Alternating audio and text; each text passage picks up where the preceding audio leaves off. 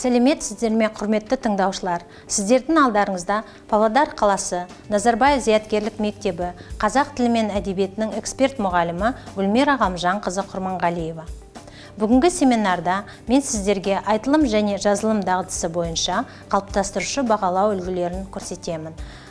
Тәжірибе жүзінде 9-шы орыс сыныбында рөл үлгілері бөлімі танымал тұлғалар алынды. Бұл сабақтағы оқу мақсаты айтылым бойынша өз ойын еркін жеткізу, сөйлеу және жазылым бойынша әртүрлі стильде жазу мақсаттары алынды. Айтылымды жүзеге асыру үшін ортаға әртүрлі мамандық иелері шақырылады. Оқушылар кейіпкерге сұрақ әдісі арқылы өздерінің сұрақтарын ортаға салады. Ал ортаға шыққан кейіпкер сол кейіпкердің атынан жауап беруге тиісті. Бұл әдістің тиімділігі неде? Оқушылар өмірмен байланысты сұрақтар және өмірмен байланысты жауаптарды жағдаятқа сәйкес айта алады. Мысалы, сіздер жаңа танымал тұлғалармен таныстыңыздар, енді жазылым мақсатына жету үшін бізге әртүрлі мамандық иелерімен кездесу керек. Ендеше бірінші тапсырма айтылым бойынша кейіпкерге сұрақ. Ортаға мен қазір бір оқушыны шақырамын, бірақ ол оқушы бір кейіпке енеді. Мысал үшін ортаға мен Мишаны шақырамын, келе ғой Миша. Ол өрт сөндіруші. Оның мамандығы өрт сөндіруші. Сендер өрт сөндірушіге қандай сұрақ қояр едіңдер? Бастады. Камила? Неге сіз бұл мамандықты таңдадыңыз? Менің ойымша ол өте қауіпті және де қорқынышты. Менде екі себеп бар. Бірінші бұл мен адамды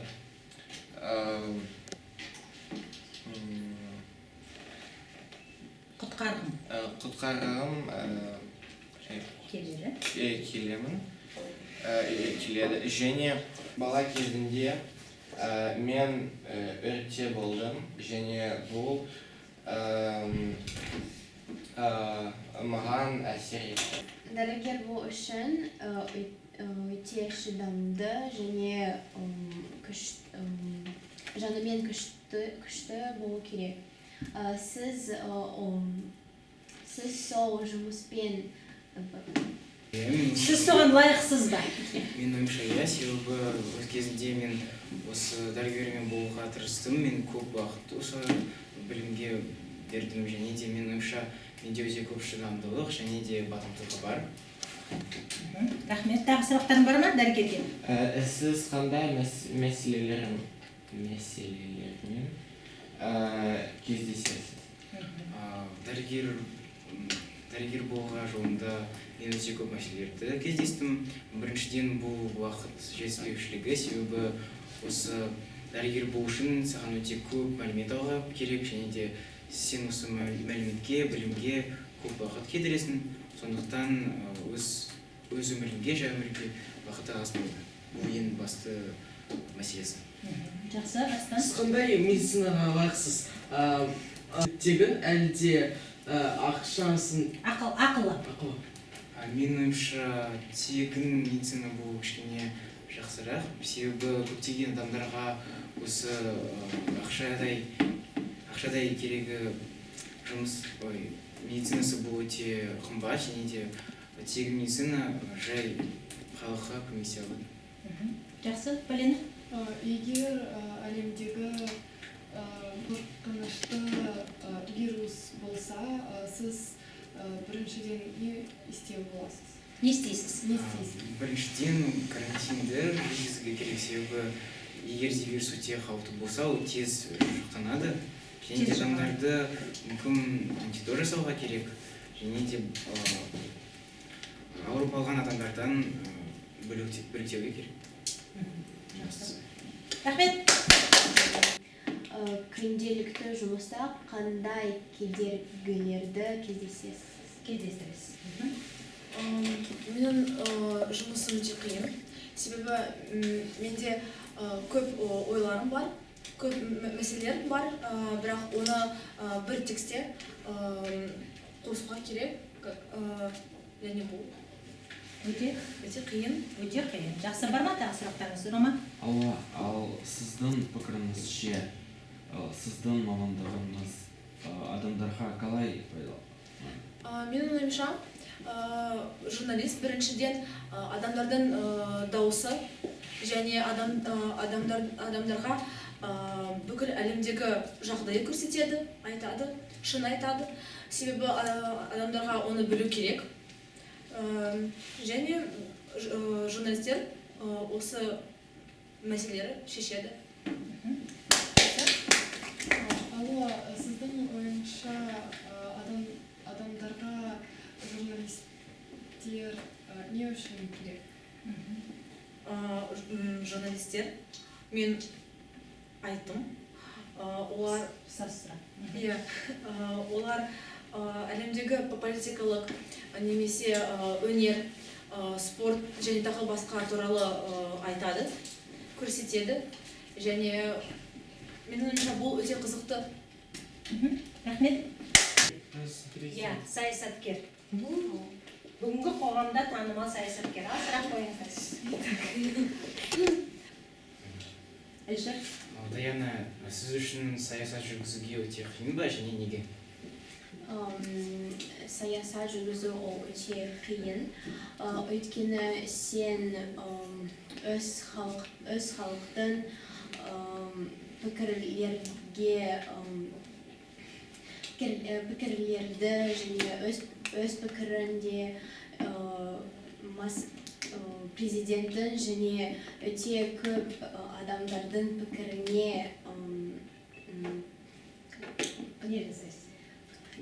Сараптайсыз және ең дұрысын таңдайсыз. Жақсы, тақсыраққа ма?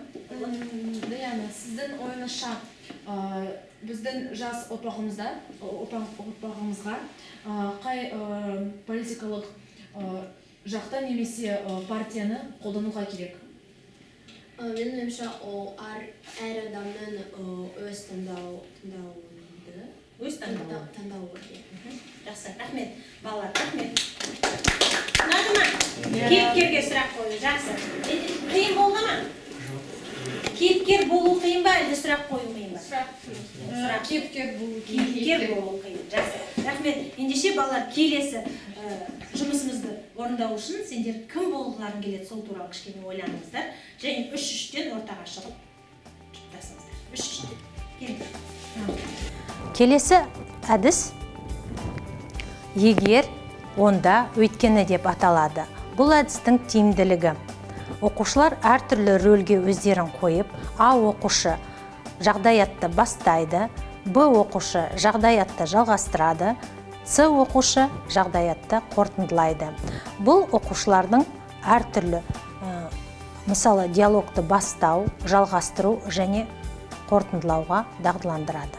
Егер бастайды, қандай мамандық екен, онда жалғастырады және өйткені қорытындылайды. Жақсы ма? Сендерге жоқ, мен сендерге қосам. Қандай мамандық таңдаймыз ойланайын. Егер онда өйткені кім егер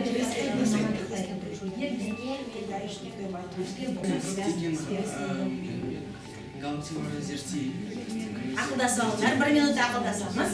Содан кейін бастаймыз. Бастайық. Сіздер бастаңыздар, кәнекей тұрамыз. Қалай тұру керек? Бір-бірімізге арқамен тұрамыз. Бұл әдістер, білесіздер. Даяна, бастаңыз. Егер мен ғарышкер болсам, Онда мен әртүрлі ғаламшарларды зерттеймін. Себебі бұл біздің адамзатымызға өте үлкен дамуын береді және де бізге көп білім береді. Жақсы, рахмет. Келесі үштік, бастаңыздар. Егер мен режиссер болсам, Режиссер? Онда мен Қазақстан туралы жақсы фильм жасаймын. Өйткені ол біздің мемлекетіміздің жағдайын көрсетеді. Жақсы, келесі үштік балалар, бастағын. Егер мен жазушы болсам, онда мен халыққа барлық шындығы айтар едім.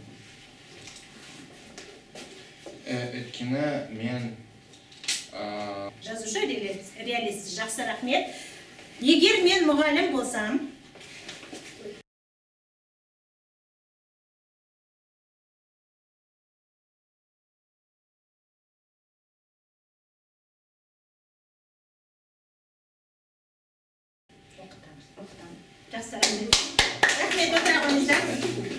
Жазылым дағдысын дамытудың түрлі жолдары бар. Мысалы, осы тақырыпқа өте тиімді келетін жазылым стратегиясы ол рафт әдісі. Рафт әдісінде рөл, аудитория, форма және тақырып. Оны мұғалім өзі таңдай алады, немесе оқушыларға өзі ұсынады. Мысалы, мен үлгі ретінде бір жұмыс түрін ұсындым балаларға. Содан кейін олар өздері орындады. Бұл жерде оқушылар әртүрлі рөл атынан сөйлей алады, және жазба түрінің әртүрлі формасын таңдай алады. Хат, үндеу хат, ашық хат, немесе жедел хат ұсына алады, және аудиториясы мен тақырыбын да өздері де таңдайды. Бұл оқушыларды ойландыратын стратегия. Бір рөлді таңдайсыздар өздеріңіз. А ол аудитория, яғни кімге? Арналған. Ф ол форма, қандай түрде? Хат па, жедел хат па, әлде үндеу ма, тағы басқа. Т ол тақырып. Ендеше кетті уақыт, тез жазамыз.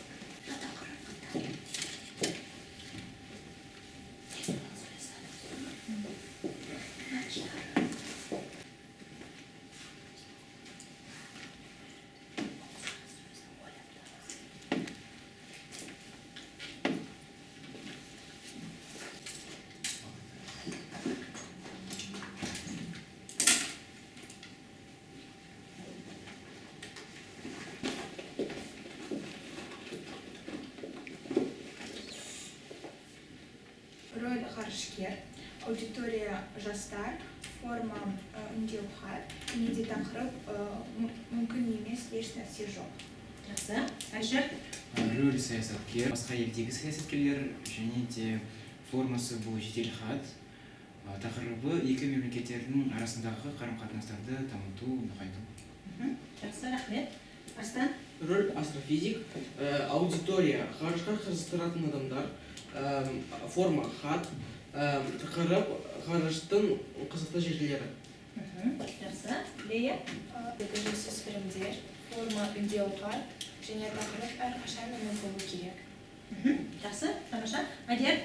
Рөл білгер, аудитория жастар, форма үндеу хаты, тақырып денсаулық сақтау. Денсаулық сақтау. Рома?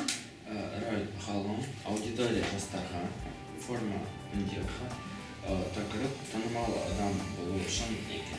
Тамаша. Ақылдың 6 қалпағы стратегиясы арқылы оқушыларды әртүрлі позициядан сөйлету өте тиімді. Мысалы, осы сабақта өмірде әртүрлі мамандық бар. Сол мамандықтың рөлінде болу оңай ма? Сол мамандықтың рөлі қаншалықты маңызды қоғамда? Сол туралы пікірталас ұйымдастыруға болады. Бұл жерде әрбір қалпақтың өзіндік мағынасы бар. Ақ қалпақ цифрлер мен фактілер позициясынан сөйлейді. Қара қалпақ әр мамандықтың жағымсыз тұстары мүмкін. Сары қалпақ жағымды тұстары. Қызыл қалпақ эмоциялар мен сезімдер. Жасыл қалпақ шығармашылық, креативті ой айтады, ал көк қалпақ барлық идеяларды қорытындылайды. Бұл балалардың әртүрлі позициядан сөйлеуіне өте тиімді жоба. Танымал адам болу қалай деді? Танымал адам болу үшін не керек? Осы тақырыпқа қазір біз бойлаудың 6 қалпағы әдісімен шағын пікірталас айтып көрейік. Ендеше қызыл түс эмоциялар мен сезімдер, қара түс жағымсыз тұстары, сары түс жағымды тұстары, ақ түс цифрлер мен фактілер, жасыл түс креатив және көк түс қорытынды.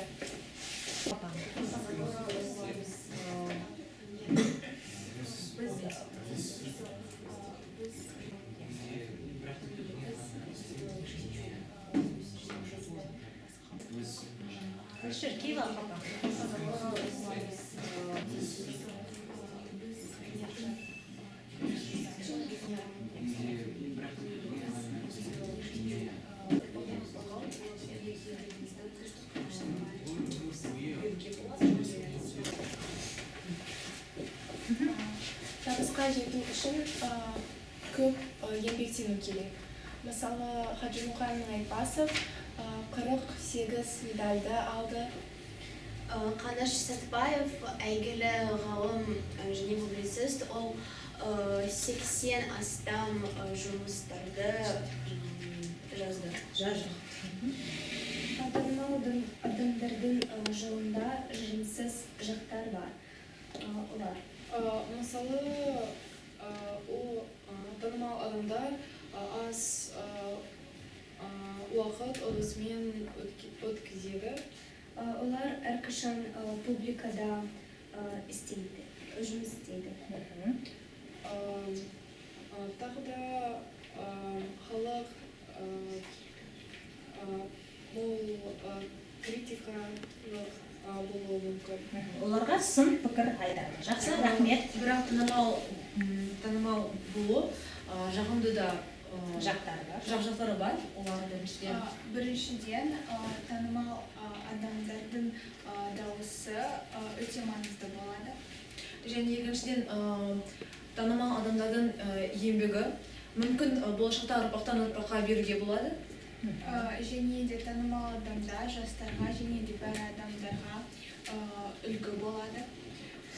Және олардың ойлары асыл мұрасы ретінде атауға болады. Сен атақты болғанда халық сені түсіну үшін сен көп сезімдерді білдіресің, және де бұл саған кішкене актерлік шеберді береді, және де бұл өте жақсы. Рахмет. Жасыл қалпақ не дейді? Бізде кішкентай сцена. Иә. Сәлеметсіз бе? Сіздің уақытты алуыңызға кешіріңіз. Менде бірнеше сұрақтар бар. Иә, жақсы. Сіз қалай танымал адам болдыңыз? Мен бала кезінде оны туралы армандадым. Және ерекше институтта болдым. Және мүмкін ол менің қасиетпен байланысты. Рахмет. Сіз қалай мәселелермен кездесесіз? Қандай мәселе? Ең жаман мәселелер ол адамдармен танысу. Өйткені өте көп адамдар ол мені көрмеспейді, ал менің мамамда да ол өте жаман. Жақсы? Жоқ. Және тағы бір сұрақ. Қандай қасиеттер керек? Менің пікірімше саған ақылды болу үшін керек. Және басқа адамдарды құрметтеу. Көп рахмет. Сау болыңыз. Сау бол. Сақыналық көрініс қойды. Бізге рахмет балалар. Және қорытынды идеяны айтады. Адам болу үшін көп еңбек сол керек. Мысалы, осы адамдар атақты болу үшін, мысалы, Марат Жұманбаев, Қанат Шатбаев. Не істеді ол? Олар атақты болу үшін көп еңбек қосқан, көп оқыды және де осылай жұмыс істеп өз мақсатына жеткен. Рахмет, тамаша. Келесі әдіс ол менің рөлім деп аталады. Жазылым әдісі сабақты қорытындылауға өте тиімді. Мысалы, менің рөлім дегенде әр оқушыға сұрақ қойылады. Сені басқалардан ерекшелейтін қандай қасиеттерің бар? Қандай қасиеттеріңді дамытқың келеді? Қандай қасиеттерді өзгерту керек өз бойыңдағы? Және кімнен үлгі аласың деген сұрақтар арқылы оқушы ойлана отырып, өмірмен байланыстырады және өзі кімнен үлгі алатын, идеал етіп кімді санайтын, сол туралы қорытындылап жаза алады. Түртіп алыңдар да соған жауап беру арқылы өздерінің шағын мәселелеріңді ұсыныңдар. Біріншісі, сені басқалардан ерекшелейтін қандай қасиеттер бар? Сені басқалардан ерекшелейтін қандай қасиеттер бар? Осы сұраққа жауап іздейміз. Екіншісі, өз бойыңда қандай қасиеттерді дамытқың келеді? Үшінші сұрақ жазамыз. Өмірде жақсы рөл үлгісі болу үшін нені өзгерткің келеді? Және соңғы сұрақ, өзің кімнен үлгі аласың?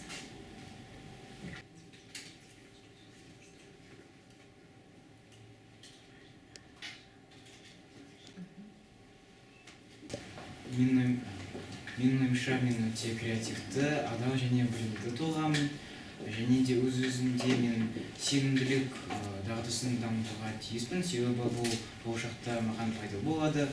Және де өз тұлға болғанда ең басты үлгісін беруі бұл жалқаулықты өзгерту керек, себебі жалқаулық сенің жолында өте үлкен кедергі болады, сондықтан оны түп жолында өзгерту керек.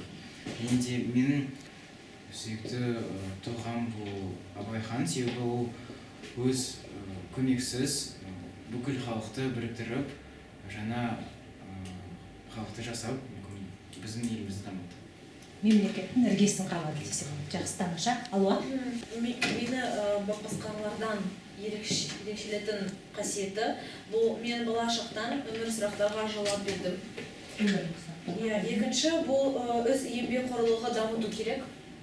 Сондықтан жақсы үлгі болу үшін өз жинақы емес болуы өзгерту керек.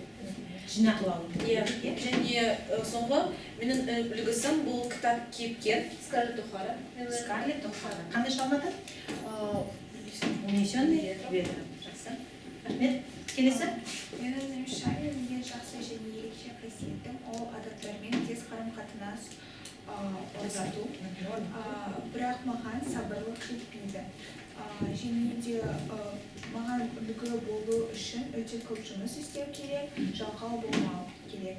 Және де менің үлгім ол ата-аналарым. Ата-аналар. Жақсы, тамаша. Рома? Менің пікірімше мен өте ақылды және мейірімді Адаммын. Бірақ мен өте жалқау. Осы қасиет лақтыру керек. Өйткені ол дамытуға үлкен бөгет. Менің ойымша өмірде ең пайдалы рөлі ол ғалым. Сондықтан менің үлгісім ол Қаныш Сәтбаев. Қаныш Сәтбаев. Менің үлгім Қаныш Сәтбаев. Жақсы. Келесі кім? Мен басқалардан шын мәнінде сонша ерекше емеспін, бірақ мен өте мейірімдімін, ашықпын, бірақ мен оны шектеймін. Және басқалардың сезімдерге, көңіл-күйіне сезімталмын және қиын уақытта көмектесемін. Маған басқа адамдардың мен туралы пікіріне назар аудармау қасиеті өте керек. Менің ойымша жақсы рөл үлгісі болу керек. Сен қорытындыда жақсы адам болу керексің. Егер сенен жақсы энергия келеді, содан адамдар саған өзін қатысады. Және менің өмір бойы үлгісім ол менің айтылым. Үлгі тұтатын адамы. Өз тәжірибемнен ұсынатын айтылым және жазылым әдістері осындай. Сіздердің назарларыңызға рахмет. Келесі кездескенше.